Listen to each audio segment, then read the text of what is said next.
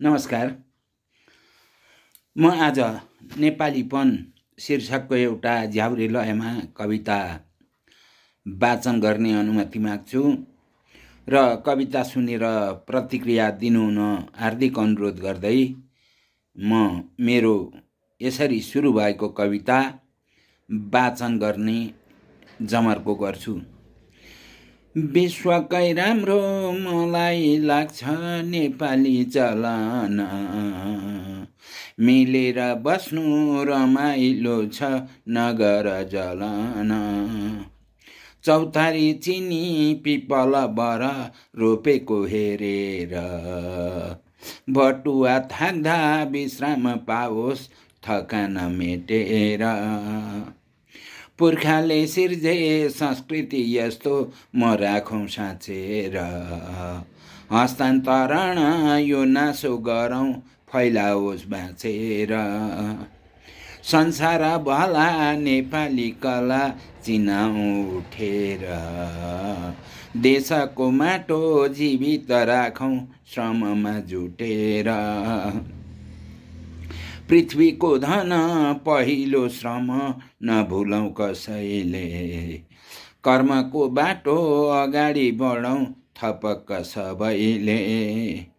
हिमाली पाखा टाँसिन्छन् आँखा सौन्दर्य हेरेर, उन्नति व्योम पुगेर मरौँ नेपाल लेखेर। शिक्षाले उठुन् बनर पाखा कुना र कन्दरा, सत्कर्म गर्न अगाडि सरुन् नझुकुन् नजर। हिमाली छोरो नेपाली जाति म भन्न सकेमा, सिर्जना बोकी उठ्नेछ देश कर्ममा खटेमा। छन् नदी नाला ताल र गुफा उन्नत संस्कृति, यो आफ्नोपन उम्दा छ साथी नछिरोस् विकृति। छ असहाय मनुज भनी म दिउँ सहारा, भोक र रोग दुश्मन हाम्रा लगाउँ किनारा।